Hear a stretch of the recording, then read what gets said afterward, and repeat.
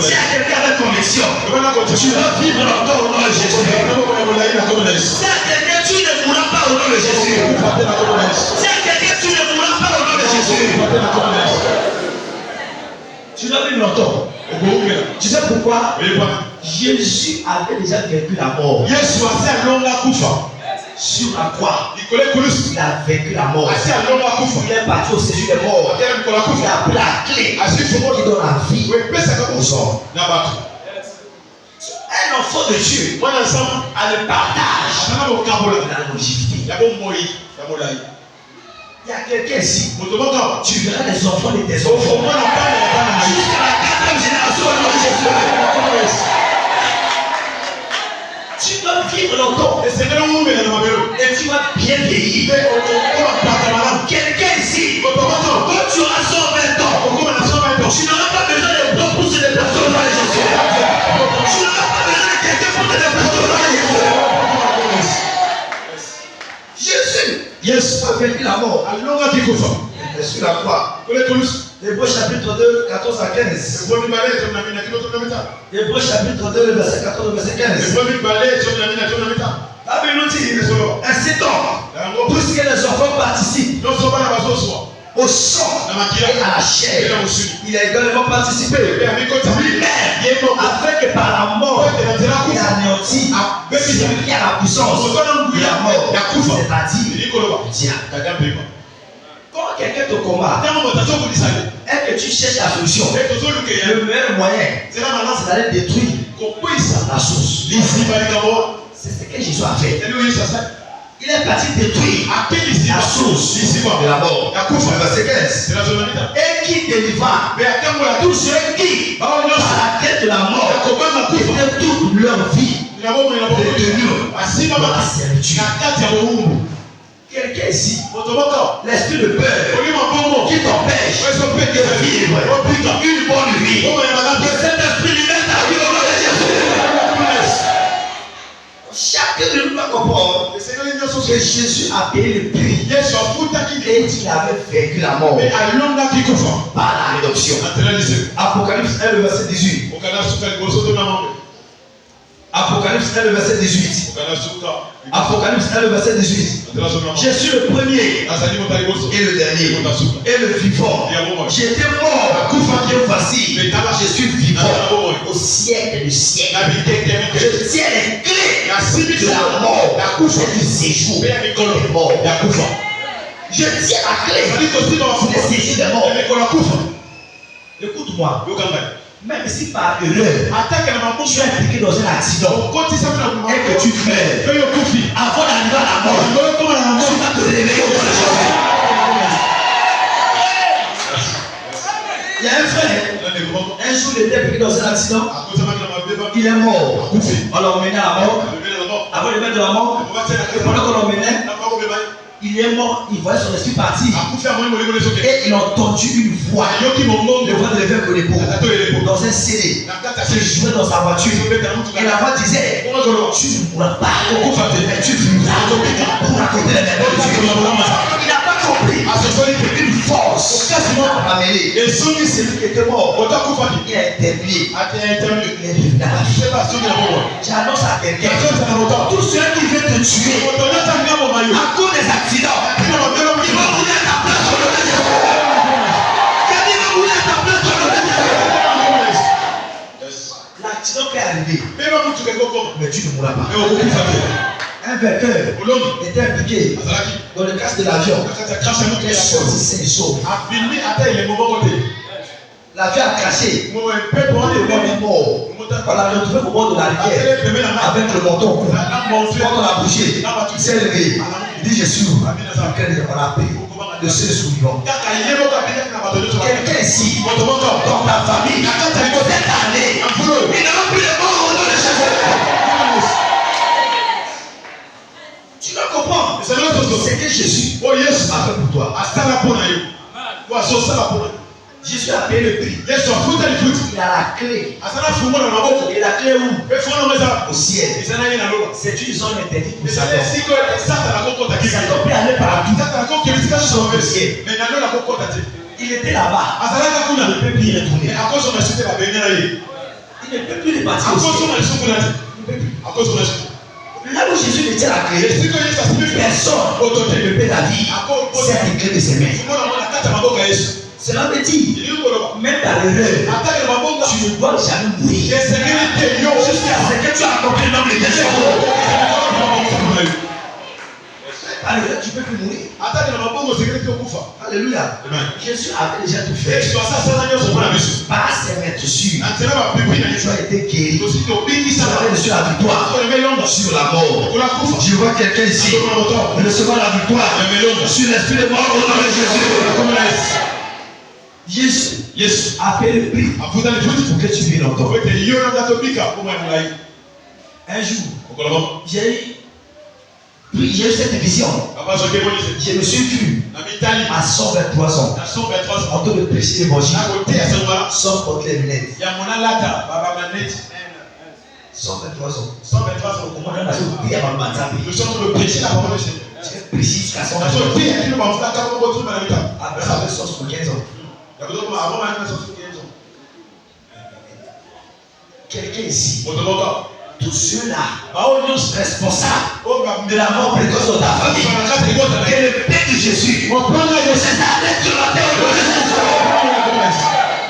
Jésus t'a donné la victoire sur la mort. Écoute cette vérité. Chacun de nous va recevoir son héritage aussi loin que ses yeux peuvent voir. Ton héritage te sera accordé en fonction de la vision que tu as pour ta vie. Abraham, que vois-tu? Tout lieu que tu vas aujourd'hui, je donne cela à toi. Les gens ici, à cause de toi, les enfants vont vivre longtemps sur cette terre.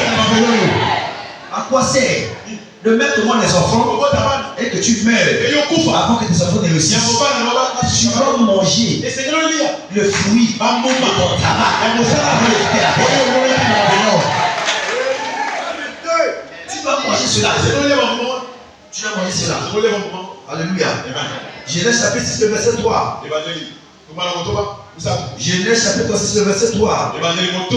Alors, l'Éternel dit, mon esprit ne restera pas à toujours. Ton il est cher, et ses jours seront des 120 ans. Ça, c'est ce que Dieu a dit. Si Dieu soit autrement, tu feras cela. Abraham a vu 175 ans. Il a vécu cela. Moïse, il a vu 146 ans. Il a vécu cela. Là où tes yeux arrivés, Dieu met tout cela entre tes mains. Si tes yeux veulent voir une longue vie, tes mains vont toucher cette longue vie. Alléluia. Deutéronome 34, verset 7. Deutéronome 34, verset 7. Deutéronome 34, verset 7. Moïse était âgé de 120 ans lorsqu'il mourut. Sa vue n'était point affaiblie et sa vigueur n'était point passée. Quelqu'un à 120 ans, il pouvait lire la Bible, il pouvait se tenir debout, aller sur les montagnes, prier et jeûner pendant 40 jours. 120 ans. L'âge que tu vois là, c'est simplement un nombre. Mais le vrai que tu dois comprendre, c'est l'esprit que tu as mis en toi. Si l'esprit est vivant, quel que soit l'âge du corps, l'esprit va soutenir le corps. Quelle que soit la faiblesse du corps, Moïse, sa vue n'était pas affaiblie. Sa vue n'était pas affaiblie. Je prie pour quelqu'un. Pour ceux qui ont un problème de yeux, à ton âge, je déclare que cette maladie soit guérie sur la terre. À 120 ans, Moïse pouvait lire la Bible sans porter les lunettes. Il n'avait pas besoin de quelqu'un pour se déplacer. Parce que il était de l'alliance. Alléluia. Je vois quelqu'un entrer dans cette alliance ce matin au nom de Jésus. Je devrais entrer dans cette annonce au nom de Jésus. Rapidement, quels sont les thèmes de l'alliance, de la longévité, que chacun doit comprendre? Comme vous le savez, la longévité n'est pas une promesse, mais c'est une alliance. Et le pays a un certain nombre de termes pour que l'alliance soit efficace. La longévité n'est pas une promesse, mais la longévité est une alliance. Quels sont les termes de l'alliance? Qu'est-ce que moi je dois faire pour voir l'alliance de la longévité dans ma vie? Rapidement, sois engagé dans une vie de joie. Dis appelez-moi la joie. Dis appelez-moi la joie. Sois engagé dans une vie de joie. Vis dans la joie. Vis dans la joie. Proverbe 17, le verset 22. La Bible nous dit: un cœur joyeux est un bon remède, mais un esprit abattu dessèche les autres. Un cœur joyeux est un bon remède. J'ai dit cela plusieurs reprises que la joie est thérapeutique. La joie est thérapeutique. Mais tiens la joie. Mon frère, tu ne dois pas mourir à cause d'une certaine maladie. Tu ne dois pas mourir à cause de si le travail ne vient pas. Ta vie, a plus la valeur. Si tu meurs, tu vas aller travailler pour moi. Tu as d'abord besoin de la vie avant de chercher le matériel. Oh, je n'ai pas de voiture. La voiture viendra. La voiture n'est pas la fête du monde. Il y a des gens, tu auras la voiture, tu auras l'hélicoptère, tu auras même ton jet privé.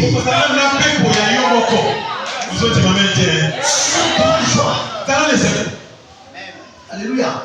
Garde ton cœur joyeux. Ne laisse pas une situation de la AVC. Et ne bloque pas l'hypertension à cause d'un problème.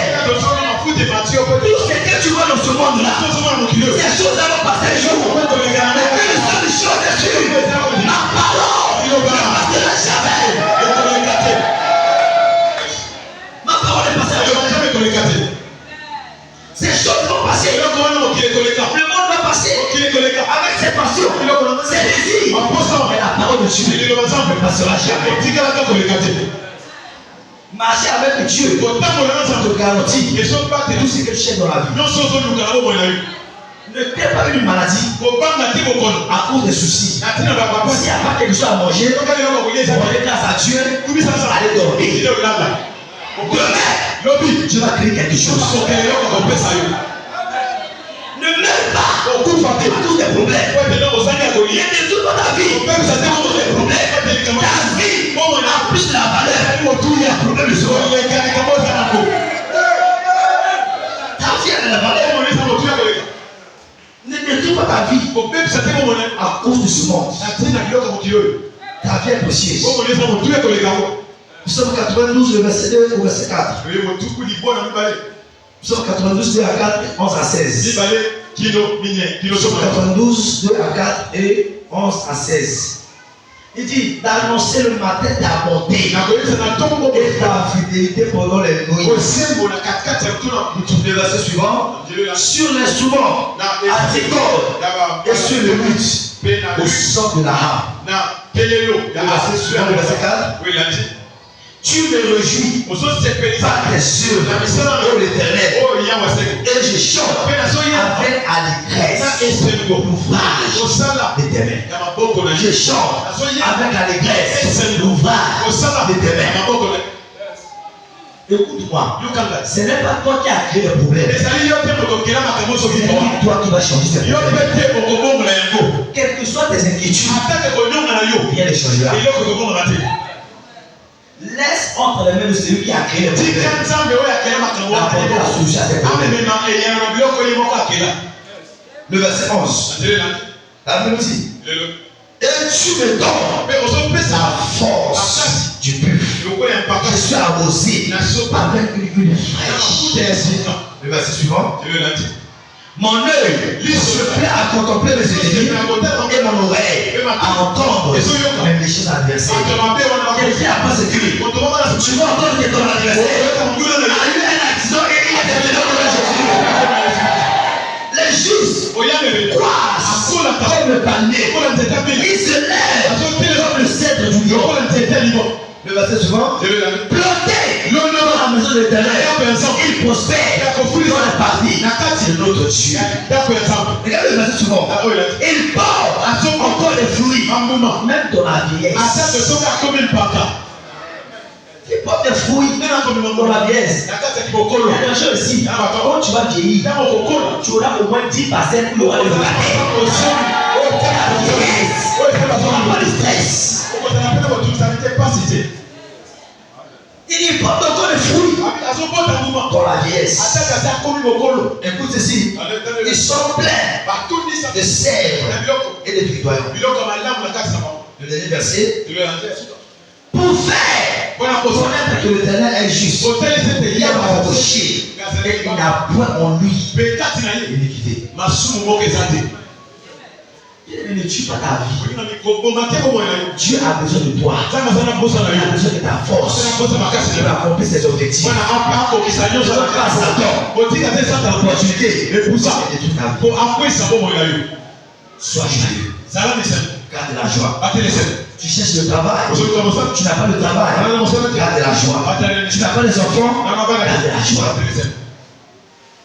Dieu fait toutes choses bonnes. C'est dans son temps. Quand ton temps viendra, il n'y a aucun sorcier qui peut empêcher ton changement. Garde ta joie. Alléluia. Dis à ton voisin, garde ta joie. Dis à ton voisin, garde ta joie. Dis bien à quelqu'un, garde ta joie. Tu as besoin d'une dimension de joie pour vivre longtemps sur la terre. Alléluia. Tu as besoin de la joie pour vivre longtemps sur la terre. Alléluia. Ce que le diable fait, il emmène des situations pour créer la dépression, pour créer le chagrin, après l'injecter dans la joie. Il ne va jamais laisser au nom de Jésus. Il ne va jamais laisser au nom de Jésus. Garde ta joie. Sois toujours joyeux. Alléluia. Si aujourd'hui ça ne marche pas, sois joyeux. Demain ça va marcher. Si demain ça ne marche pas, sois joyeux. Après demain ça va marcher. La bonne nouvelle avec Dieu, plus les jours passent, plus tu t'approches. Et là où tu as réservé plus les jours passent, plus tu t'approches de ta terre promise. Alléluia. Ne développe pas des maladies à cause des problèmes. L'argent que tu vois là a besoin de la joie. Elle a besoin de venir dans ta vie. Quand la joie est en place, même le diable, il peut se donner la vie parce qu'il ne va jamais comprendre ta vie. Garde ta joie. J'ai pris pour quelqu'un ce matin et lève tes deux mains. Toute forme de stress, de chagrin dans le cœur, que cela soit anéanti maintenant au nom de Jésus. Et lève tes deux mains. Le saut ce matin, le baptême, c'est l'esprit de joie au nom de Jésus. Le saut ce matin, le baptême, c'est l'esprit de joie au nom de Jésus. Le soir, le baptême, c'est l'esprit de joie au nom de Jésus. Quelqu'un est venu ce matin. Acclame ta foi pour le Seigneur. Alléluia. Rapidement, avant de passer à la prière, il y a quelqu'un, tu es là ce matin, tu veux donner ta vie à Jésus.